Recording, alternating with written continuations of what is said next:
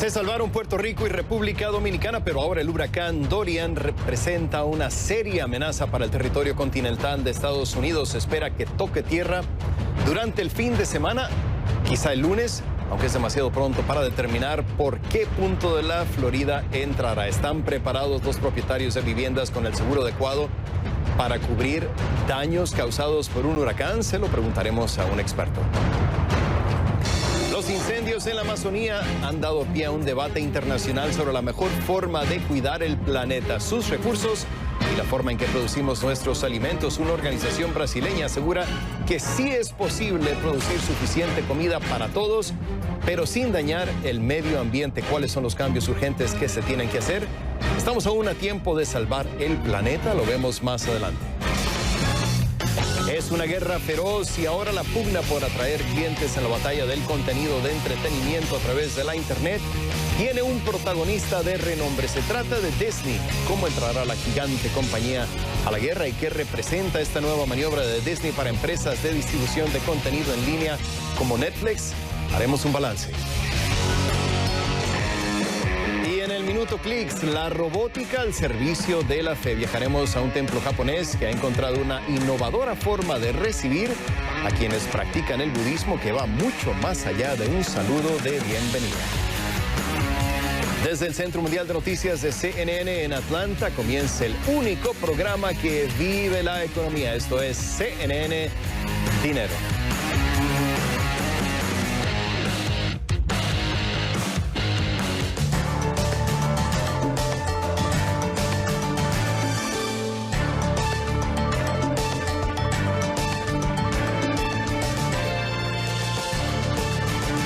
¿Qué tal? ¿Cómo están? Bienvenidos a una nueva edición de CNN Dinero. Soy Rafael Romo en ausencia de Xavier Serviá, su titular. Así comenzamos.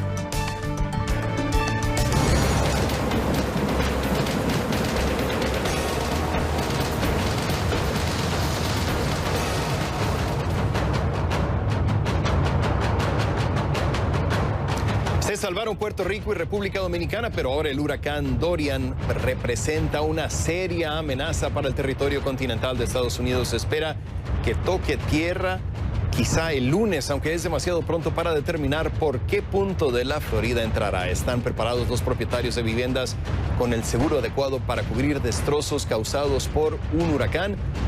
Se lo voy a preguntar a Jim Díaz, agente de seguros para State Farm, quien nos acompaña en vivo desde nuestros estudios en Miami. Jim, bienvenido, gracias por estar con nosotros. En términos generales, ¿qué tan preparada está la gente en cuestión de protección de seguro por huracán en Florida? Bienvenido. Bueno, buenas noches, gracias por tenerme aquí. Muchas de las personas están hoy preparándose para esta tormenta que viene muy fuerte aquí en los próximos días. Aquí, si no se han preparado, es tiempo que se preparen porque la tormenta ahora viene. Pero ¿qué tan preparada? Precisamente esa es la pregunta. ¿Qué tan preparada está la gente en cuestión de seguros? No estamos hablando en materia general de si tienen agua y comida. ¿Está asegurada la gente a un nivel suficientemente elevado para proteger sus propiedades de esta tormenta? Eso es algo que ahora es el momento adecuado que uno tiene que estar con sus pólizas de su hogar y revisarlo si tienen las coberturas correctas. A ver si tienen todos los deducibles correctos. Una de las cosas que las personas tienen que tener es las pólizas en su lugar donde lo pueden tener disponibles y revisar los deducibles. Los deducibles ahora especialmente para los huracanes y los ciclones es algo que es muy importante que uno entienda cómo es que funciona, especialmente con este tipo de ciclón, que son deducibles de porcentajes y algunos son deducibles que son fijos como de dólares. Por ejemplo, los porcentajes en el estado de la Florida, cuando viene a los ciclones, pueden ser de 2%, de 5% y de 10% del valor de su propiedad. Por ejemplo, una persona tiene $200,000 del valor de su casa, sí, y tiene un deducible de un 5%. El deducible ahora puede ser un $10,000 de deducible. Los inquilinos deben de también considerar tener una póliza de inquilinos. Una cosa que no están cubiertos en las pólizas de hogar o de inquilinos y que las personas deben de considerar tener hoy en día es la póliza de inundaciones. Estamos en el estado de la Florida, que es un estado muy plano, y esos 3 pólizas son pólizas que las personas en el estado deben de tener. Ahora, Jim, obviamente no sería negocio para una empresa como State Farm si una persona pudiera comprar seguro contra un huracán cuando la llegada de un ciclón es inminente. Y te quiero preguntar, ¿hasta qué momento se puede comprar seguro contra este tipo de desastres? ¿Hasta qué punto dejan ustedes de vender este tipo de seguros? Eso es una buena pregunta que muchos clientes lo preguntan. Desafortunadamente, ya es muy tarde para muchas personas comprar esas pólizas. Uno tiene que mantener ese estatus de tener la póliza con tiempo de anticipación. Ahora lo que muchas personas pueden hacer es tener esas pólizas disponibles, revisarlas, estar seguro que tienen a su agente bien cerca, el teléfono, tener, hoy en día que tenemos acceso a video, a fotos, tomar video y fotos de los artículos que las personas tengan adentro de su casa de valores, si le pueden tomar también qué son el precio y el valor de muchas de sus cosas. Eso lo ayuda el día de mañana a poder uno tramitar las cosas más fácil con la compañía de seguros. Sí, hacer un inventario de todas las propiedades. Gracias por haber estado con nosotros. Jim Díaz, agente de seguros para State Farm, quien nos acompañaba desde nuestros estudios de Miami. Hasta la próxima. Gracias, Jim. Y cuando regresemos a CNN Dinero, la catástrofe de la Amazonía le ha dado pie a un debate internacional sobre la mejor forma de cuidar el planeta, sus recursos y la forma en que producimos nuestros alimentos. Una organización brasileña asegura que sí es posible producir suficiente comida para todos, pero sin dañar el medio ambiente. ¿Cuáles son los cambios urgentes que se tienen que hacer? De eso vamos a hablar con Roberto Esmeraldi, vicepresidente del Instituto ATA, periodista del estado de Sao Paulo Daily, desde Sao Paulo, al volver aquí a CNN Dinero.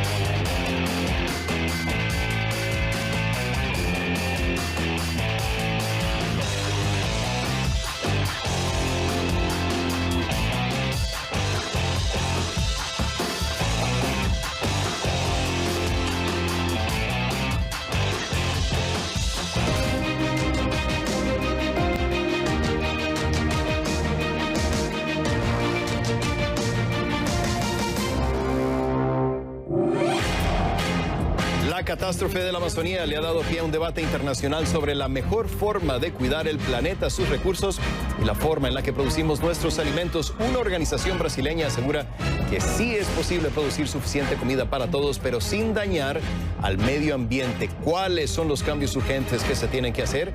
Estamos aún a tiempo de salvar el planeta. Preguntas que le quiero hacer a Roberto Esmeraldi, vicepresidente del Instituto ATA y periodista del estado de Sao Paulo Daily, quien nos acompaña desde Sao Paulo. Bienvenido, Roberto, gracias por estar con nosotros. CNN publicó un artículo el 23 de agosto titulado "La Amazonía está ardiendo porque el mundo come demasiada carne". Te pregunto, para empezar, ¿estás de acuerdo con la premisa del artículo? ¿Ese es el problema en realidad? Bueno, el problema principal es que es una carne producida mal, también demasiado, sí, verdad, pero lo principal es que se produce de manera que no se tendría que producir así, o sea, con una baja productividad con técnicas que no son las técnicas de la tecnología del mundo de hoy, y entonces no es bueno económicamente y no es bueno para el medio ambiente. Eso es lo principal. Ahora, también se come demasiado carne, sí es verdad, pero no es lo principal, creo. Ahí entra la pregunta entonces, Roberto, si hay alguna forma de balancear los intereses de los ganaderos, de los madereros, que tienen sectores comerciales muy importantes en Brasil, no solamente para el mercado nacional, sino también el extranjero, y la necesidad de cuidar el medio ambiente. ¿Es posible, Roberto, encontrar un equilibrio entre estos factores que aparentemente siempre se contraponen? Bueno, es posible, y la prueba está en el hecho que ya tenemos en Brasil y en Amazonía especialmente también muchos ejemplos de buena producción sostenible de la ganadería, pero la Amazonía es muy grande, y lo que pasa que todavía estamos hablando a lo mejor del 2, 3, 4% de la producción total. Sí. Cuando se hace una inversión en una buena gestión del suelo, se hace una ganadería con productividad muy alta, muy avanzada, y con sin utilización del fuego. El fuego es una tecnología que no ayuda al suelo a quedarse con fertilización de medio y largo plazo. Lo hace solo para un año. Por eso que te tiene que quemar todos los años, sí, para usar las cenizas hasta que el suelo se empobrece. Esa es una manera muy primitiva de hacer ganadería. ¿Cuál es la forma más inteligente, Roberto? ¿Cómo? ¿Cuál es la forma más inteligente de hacer ganadería? Bueno, nosotros podemos, y como ya lo hacen, o sea, no soy yo que lo digo, tenemos Embrapa, que es nuestra agencia federal de investigación en la agricultura, que ya ha hecho todos los manuales sobre cómo hacerlo. Nosotros podemos tener una renovación de los pastizales, ¿no? Con fertilización y con rotación de la ganadería, sí, del ganado, disculpe. O sea, el ganado tiene que caminar menos, que no pierde peso así, para caminar muy lejos todos los días para buscar agua para beber. Entiendo. Muy caliente. Sí, cambiar de sectores, esa es una modalidad que se ha puesto en práctica en otras partes del mundo. Ahora, no hay que minimizar la importancia de Brasil como país en la producción de carne de res a nivel mundial. Entiendo que exporta el 20% de todo este tipo de carne que se comercia en el mundo. Ahora, hay una cuestión muy importante, Roberto. El ministro de Economía de Finlandia le hizo un llamado a la Unión Europea para que considere urgentemente, decía, la posibilidad de importar carne brasileña, dejar de importar carne brasileña. Si la Unión Europea decide darle luz verde a un plan de esa naturaleza, los impactos serían profundos para la ganadería brasileña, ¿no? A ese punto hemos llegado, Roberto. ¿Tendría que hacerse algo así para que dejen de ocurrir estos incendios? Bueno, yo creo que la solución nunca se encuentra en los extremos, pero en algunos casos el comercio puede ser utilizado para estimular las buenas prácticas. Entonces no me tengo que volver vegetariano.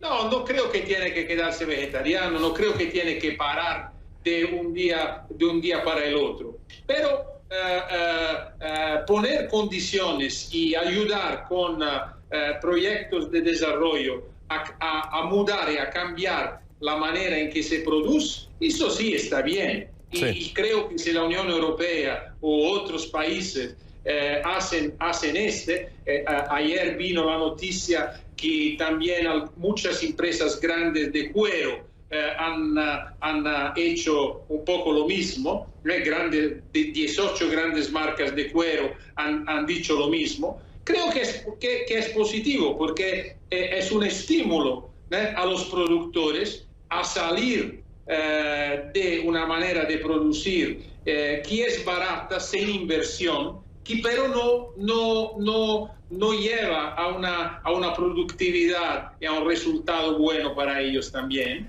Y entonces creo que el comercio tiene un papel y los consumidores conscientes tienen un papel. Me has dado una noticia muy buena, Roberto. No me tengo que hacer vegetariano, pero ya hablando completamente en serio, es muy, muy importante encontrar ese balance para el medio ambiente. Gracias, Roberto Esmeraldi, vicepresidente del Instituto ATAN, nos acompañaba en vivo desde Sao Paulo. Gracias y hasta la próxima. La escasez del agua es un problema preocupantemente real para muchos países. El problema, dice un experto, es que siguen dependiendo de la lluvia para cubrir las necesidades de sus poblaciones. ¿Hay alguna forma de dejar de depender de la lluvia? Un experto dice que la respuesta es definitivamente positiva. Y ese experto es Alejandro Sturniolo, director de ALADIR, la Asociación Latinoamericana de Desalación y Reuso de Agua, quien nos acompaña desde Buenos Aires. Bienvenido, gracias por estar con nosotros. Alejandro, depender de la lluvia para resolver nuestros problemas de falta de agua era una solución, le comentabas a una de nuestras productoras, de principios de siglo que aún se mantiene. ¿Cuál es, Alejandro? ¿Cuál debe ser la solución para el problema del agua en el futuro? Bienvenido. Hola, buenas noches. Muchas gracias por esta posibilidad de compartir la postura de ALADIR y otras organizaciones también, como la International Desalination Association. Una de las prácticas no convencionales, dos de las prácticas no convencionales es el reuso de efluentes y la desalinización de agua de mar.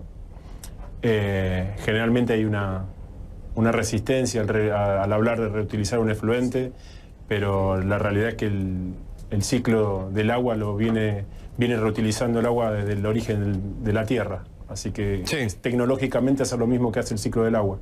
Ahora, ayúdame a descifrar una duda que yo siempre he tenido en cuanto a la tecnología para reusar el agua. ¿Se puede usar, por ejemplo, aguas negras, agua de alcantarilla, y reciclarla de una forma que sea completamente limpia para que una familia la pueda, por decir, tomar, usarlo para cualquier tipo de necesidad humana?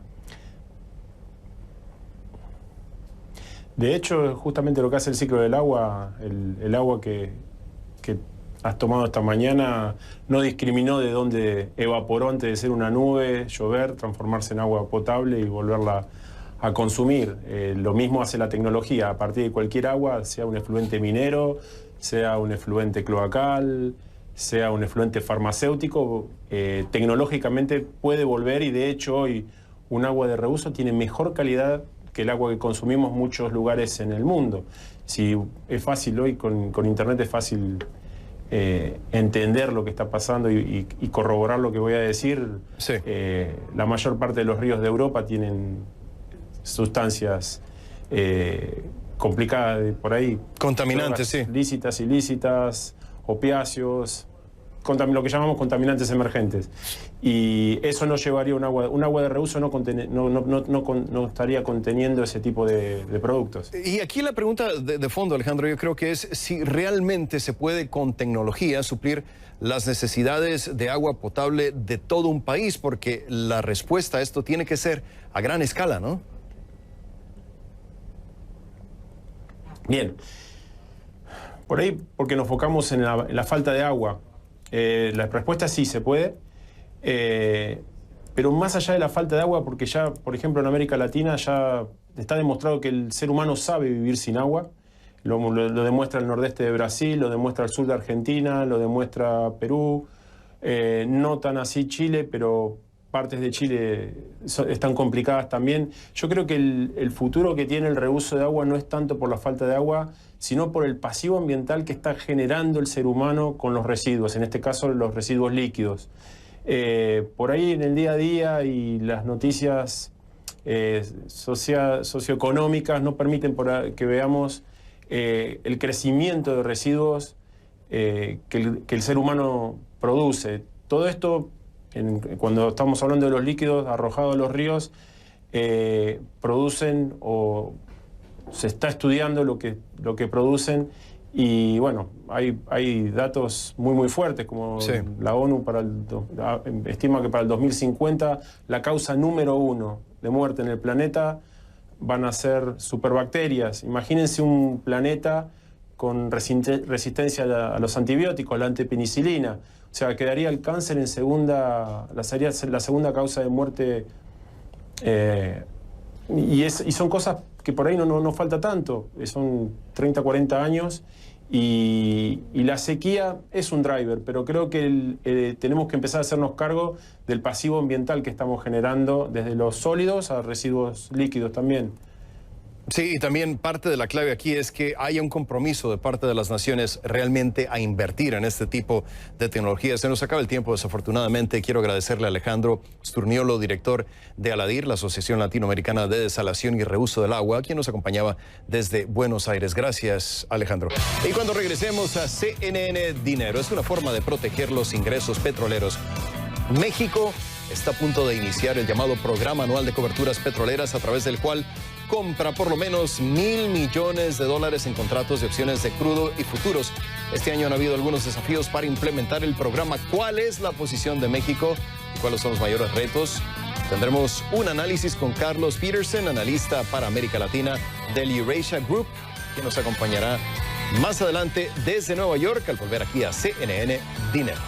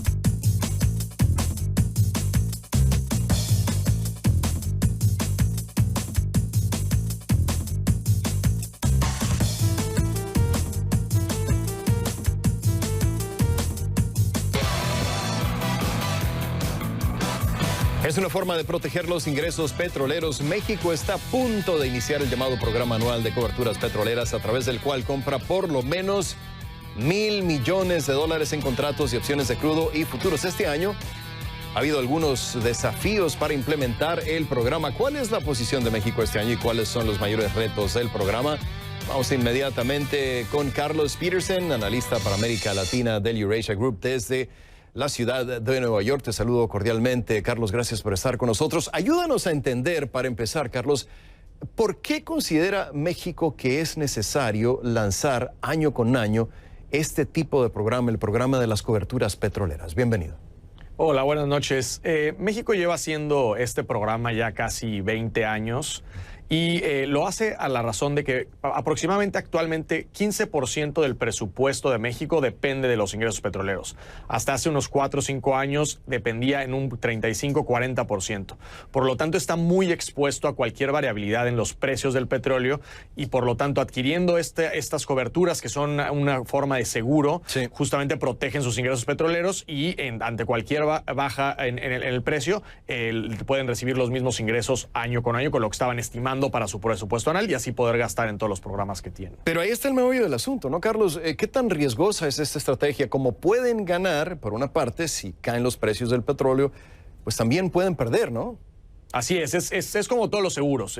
Tú contratas un seguro de gastos médicos, la probabilidad que te rompas una pierna, que te accidentes, pues puede suceder y puede no suceder, pero aún así lo pagas justamente para minimizar el caso más extremo en el que saldría más caro justamente el no tener esa protección. Un poco esa es la lógica detrás de este instrumento y que ahora el gobierno está considerando si sigue adelante con él o no, porque justamente lo que mencionabas en la introducción es muy costoso, cuesta $1.000 millones y el gobierno actualmente se encuentra en un momento de que las finanzas públicas se están viendo cada vez más afectadas, en parte justamente por la caída en la producción del petróleo y la baja en los precios del petróleo. Por otra parte, el bajo crecimiento del país está haciendo que la recaudación sea más baja de lo esperado y todo esto está afectando sus recursos y están viendo formas de encontrar dinero en donde puedan para justamente pagarlo, ¿no? Sí. Sí. Adelante.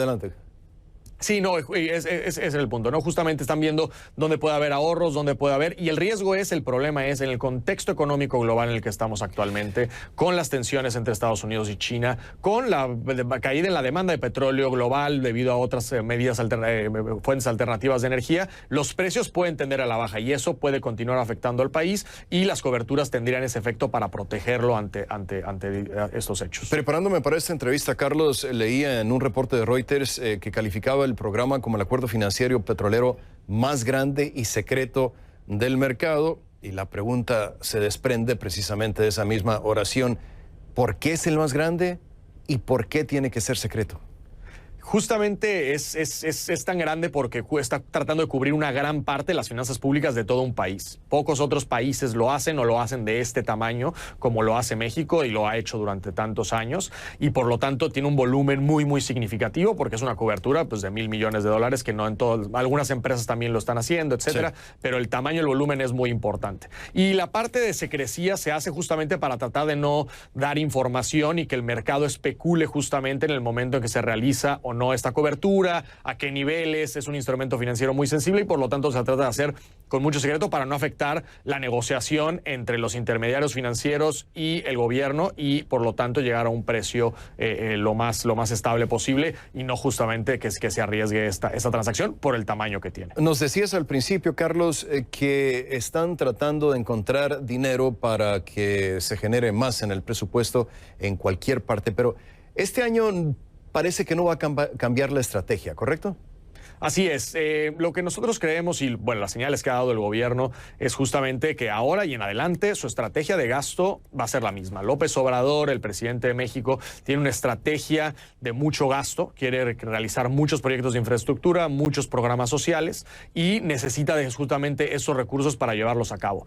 Como su primer año de gobierno, la falta de experiencia de algunos de sus funcionarios, etcétera, sí. Ha habido un gasto muy lento, pero conforme avancemos en la administración, este gasto se va a acelerar y van a necesitar incrementalmente recursos justamente para poder llevar a cabo todos estos programas. Nosotros el riesgo que le vemos a esto es si los recursos no están y el gobierno quiere seguir gastando, pues eso puede llevar a un problema de desbalances fiscales. Y las coberturas justamente te protegen de que esos desbalances no ocurran en el futuro. Y aparte el gobierno ante la caída de los precios del petróleo, la caída en el crecimiento y por lo tanto menos recursos, también está teniendo que utilizar otras fuentes, otros fondos con los que cuenta para cubrir justamente su gasto. Lo que nosotros tememos es que hacia adelante justamente el gobierno pierda ciertas coberturas, ciertas protecciones y esto es el riesgo de justamente no contratar estas coberturas. Sí, nos quedamos con la idea de que es muy costoso, pero a fin de cuentas le conviene a México quedarse con el programa que deshacerse de él. Gracias, Carlos Peterson, analista para América Latina del Eurasia Group desde la ciudad de Nueva York. Hasta la próxima. Gracias. Cuando regresemos a CNN Dinero, es una guerra feroz y ahora la pugna por atraer clientes en la batalla del contenido de entretenimiento a través de la Internet tiene un protagonista de renombre. Se trata de Disney. ¿Cómo entrará la gigante compañía a la guerra y qué representa esta nueva maniobra de Disney para empresas de distribución de contenido en línea como Netflix?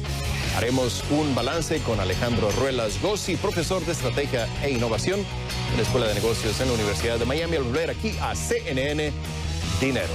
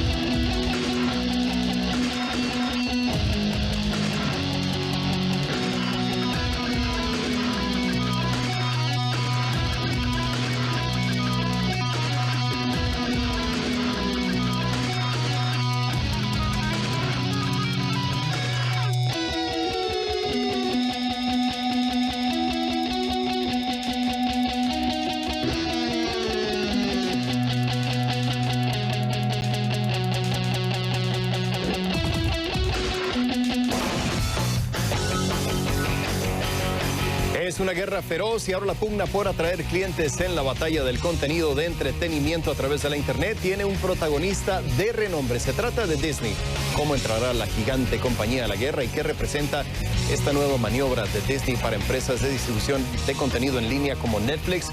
Vamos a hacer un balance con Alejandro Ruelas Gossi, profesor de Estrategia e Innovación de la Miami Business School de la Universidad de Miami. Gracias, Alejandro, por estar con nosotros. Bienvenido. Como siempre, en su reciente convención, Disney ofreció una suscripción por una duración de 3 años. ¿Cómo interpretas la estrategia de Disney considerando que otros servicios como Netflix ofrecen suscripciones, como ya saben bien todos, año por año? Bienvenido. Gracias, al contrario. Feliz de estar ahí contigo como siempre, Rafael. Mira, es muy clara la estrategia. La estrategia va a haber hay un término que le llaman el churn rate en inglés, que significa que mucha gente se sale de una plataforma y se mete a otra. Y están evolucionando tantas plataformas nuevas en el sentido, muchos que son simplemente pure play players. Y esos tipos, la gente se va a cambiar de una a otra. Por lo tanto, los 3 años significa que quieren asegurar que esos 3 años que va a haber de una batalla impresionante se queden con Disney. O sea, se comprometen con Disney 3 años. Por eso el precio es tan bajo. Entonces, la idea de esto, ¿no?, es cómo asegurar que cuando la gente sube y baja de plataforma, se queden en Disney por lo menos 3 años. Y 3 años se van a quedar más tiempo. Pero esa es la principal razón de tener 3 años, Rafael. Sí, Alejandro, ¿qué opinión te merecen los objetivos de Disney? Estaba viendo que quieren entre 60 y 90 millones de suscriptores, no son palabras menores, en un periodo no mayor a 5 años. ¿Qué tan realista es este objetivo? Hay que recordar que a Netflix le tomó, ¿cuánto fueron? 8 años, creo, llegar a esa meta. 8 años, exactamente. Mira, es totalmente realista por varias cosas. Una es, mira, la nueva generación, la generación Z, que es a que le están apuntando probablemente es a todas las generaciones, pasa mucho más tiempo en lo que yo llamo de Matrix. Es decir, tú sabes que mientras más pequeño sea la gente el día de hoy, lo que están haciendo, pasan más tiempo en The Matrix. O sea, su vida es más avatar que la vida real. Entonces eso hace que estén buscando siempre algo que los atraiga y que les dé satisfacción lo más inmediata que se pueda. Y por lo tanto el contenido es la clave. Entonces va a haber más gente que va a participar más en la matriz y por lo tanto va a haber lugar para que haya muchos jugadores. Esta idea de los 90 millones, yo la verdad es que no la veo ningún problema porque Disney tiene 100 años de contenido, Rafael. Sí. Y eso es una atracción impresionante y tiene varias compañías orquestadas en su misma plataforma. Estás hablando de plataformas de, imagínate, Disney de 100 años, 20th Century Fox, Pixar. O sea, son cosas que a la gente le atraen y, por supuesto, el nombre del juego, como siempre, comentamos otro día, Rafael, es contenido. O sea, el que tenga contenido va a poder atraer. Y yo sí creo en la multiplataforma. El artículo que de alguna manera está hablando sobre esto dice que la gente va a bajarse de plataformas.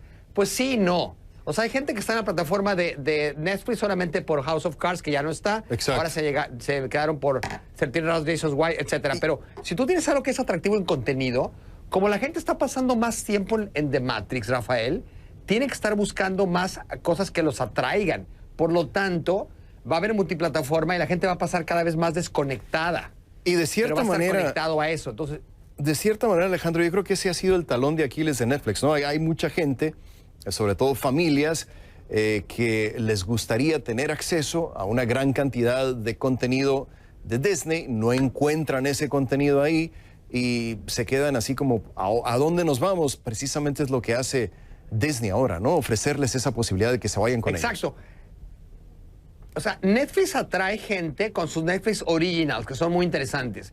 Las películas que tiene Netflix son malísimas, no pierdan el tiempo viéndolas porque son las más baratas que hay. O sea, las que no tienen éxito, las suben a Netflix. Entonces son malísimas. Sé honesto, por favor, pero Disney Alejandro tiene 100 años. Entonces, es que es real. O sea, las películas de Netflix que no son originales son realmente pésimas. Cuando alguien le va mal en la cartelera, la suben a Netflix. O sea, bueno, uno se tiene que preguntar. Aquí, por eso el tema de contenido, sí. Uno se tiene que preguntar, Alejandro, considerando la riqueza de contenido de Disney, la palabra ya la hemos mencionado bastante en este segmento, ¿por qué se habían tardado tanto en lanzar su propio servicio de distribución de contenido en línea? Me encanta. Es que, ¿sabes? Aquí el tema, hay una cosa que le llamamos en estrategia, Rafael, se llama fast second. O sea, la gente que está, los establishment, los incumbents de las industrias, se tardan muchísimo. Cuando alguien como Tesla, y Tesla se llevó el mercado durante muchos años del mercado eléctrico de lujo. Ahora que Porsche saca su Taycan, pues las ventas de Tesla se van a ir al suelo. ¿Por qué? Porque la gente prefiere comprar un Porsche eléctrico que el Tesla y cuestan lo mismo.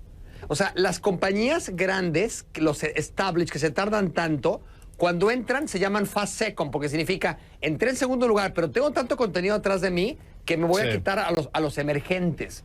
Y eso lo hemos visto siempre. O sea, entra el super innovador, pero es pequeño y de repente barre con todos. Pero cuando ya el established se mete al juego, pues lo llamamos fast second, rompe a todos los demás. De ejemplos hay para la vida. O sea, ese concepto es muy importante porque cuando el established se mete, toma a todos los demás. Ahorita, cuando entren todas las grandes de lujo al mercado eléctrico de Tesla de los coches, los van a quitar. Lo mismo ahora Disney, es el behemoth, por llamarlo de alguna manera, el tamaño.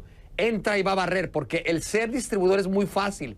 El tener contenido es histórico, es muy difícil. Entonces tiene una ventaja enorme y yo estoy convencido de que va a rebasar los 90 millones y casi te lo podría apostar. Los va a rebasar sin problema. Sí, ya lo decías anteriormente, 100 años de contenido. Se nos acaba el tiempo, desafortunadamente. Gracias, Alejandro Ruelas Gossi, profesor de Estrategia e Innovación de la Escuela de Negocios de la Universidad de Miami. Hasta la próxima. Gracias, Alejandro.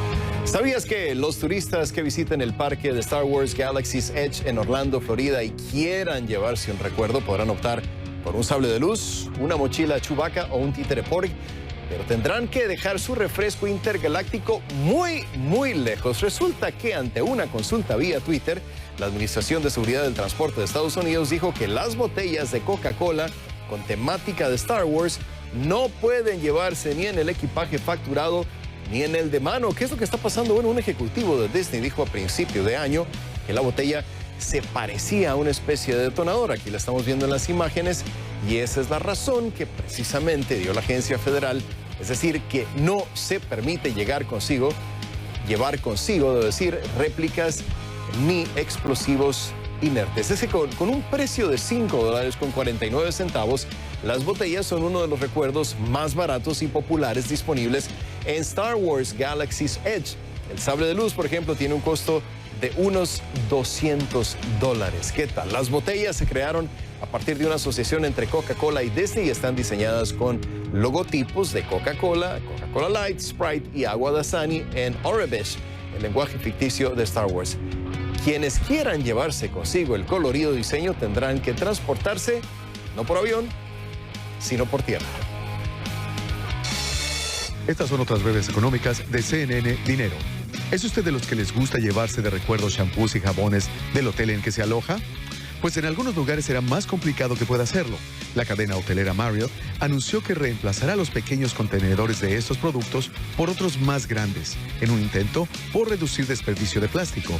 Así la cadena se suma a otros que planean implementar la misma modalidad. ¿Por casualidad tiene una guarida subterránea?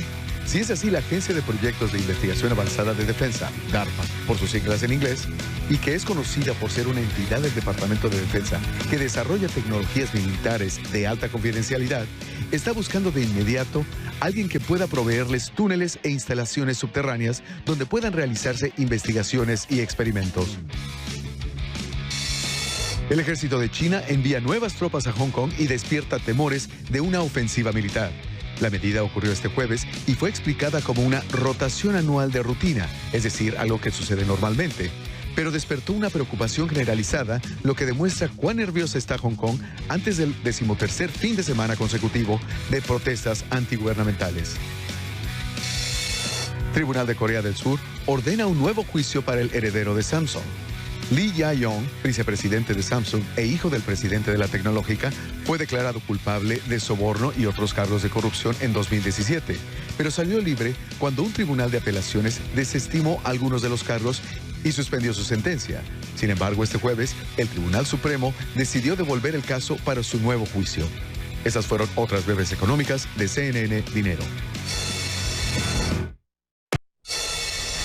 Para echarle un vistazo a los mercados y monedas al cierre, así quedaron.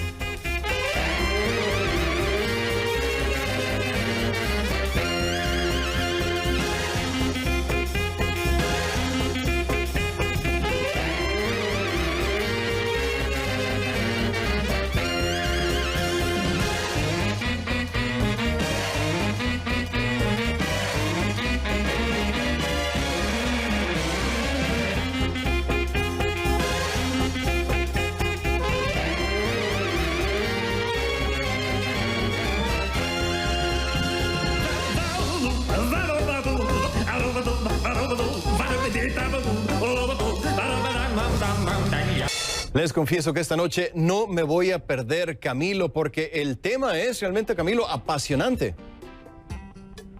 Sumamente apasionante y polémico. La pregunta que vertebra el programa es ¿qué religión profesaría Jesús en el mundo de hoy? Y después trataremos de responder otras preguntas. ¿Por qué hay tanta diferencia en la práctica entre los fundadores de ciertas religiones y los que siguen a esas religiones?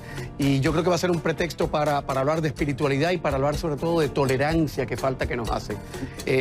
Los invitados son 4 profesores universitarios, entre ellos hay uno que es un cura muy darwinista que además es experto en bioética.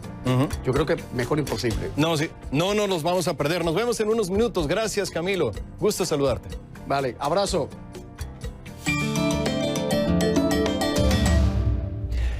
¿Quién gana hoy? Dollar General. ¿Por qué? Al mercado le gustaron sus números. ¿Qué pasó? Las acciones de Dollar General crecieron más de 10% después de su reporte del segundo trimestre del 2019. ¿Qué vieron los inversionistas? Bueno, las ventas crecieron un 8,4% en comparación con el mismo trimestre del año anterior. El minorista de descuentos reportó un aumento del 4,7% en sus ganancias. Dollar General dijo que sus resultados fueron impulsados por innovación de mercancías y elevó sus expectativas para las ventas y ganancias del año. Porque al mercado le gustaron sus números del segundo trimestre, Dollar General se lleva hoy la medalla de oro de CNN Dinero. ¿Y quién pierde hoy? Se preguntará usted. Forever 21. ¿Por qué? Bueno, podría declararse en bancarrota. Forever 21, de propiedad privada, es un minorista de ropa para adolescentes. ¿Qué pasó? Según un reporte de Bloomberg, se está preparando para una posible declaración de bancarrota. El minorista ha estado considerando distintas opciones para reestructurar su deuda. Forever 21 tiene más de 800 tiendas en 57 países y el proceso de bancarrota ofrece a los minoristas la capacidad de salir de arrendamientos y cerrar tiendas a un costo menor. Aún es posible que la compañía evite declararse en bancarrota, pero cualquier cierre de tiendas afectaría a los propietarios de centros comerciales que arriendan estos espacios como Simon Property Group y Brookfield Property Partners. Porque podría declararse en bancarrota, Forever 21 se lleva hoy la medalla de cartón de CNN Dinero.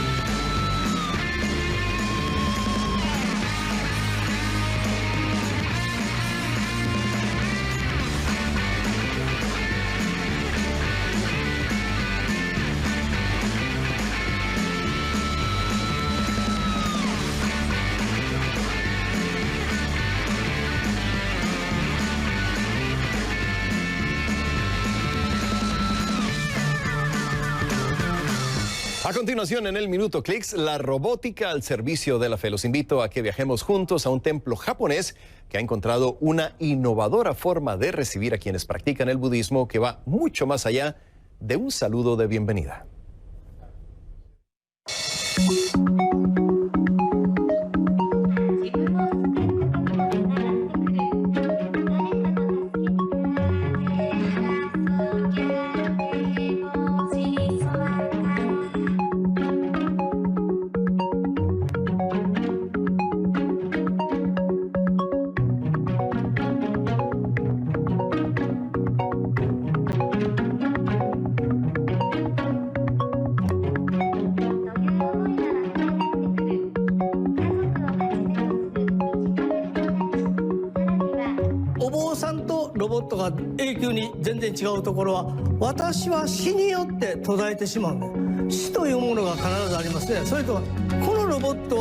いろんな人と出会い、いろんな人お坊さんがインプットし、永久に進化し続けるわけですね。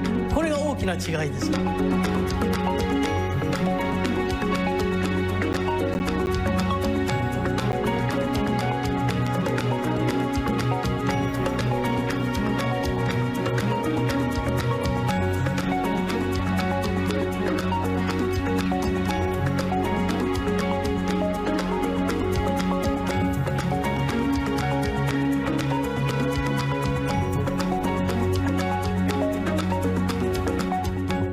仏を追い求めてる、信ずるんじゃなくて追い求める。私は神仏になっていくんだ、神仏を追い求めるんだ、これが信仰であるという確固たる仏教ですね。相手が機械であろうが鉄であろうが木であろうが関係ない。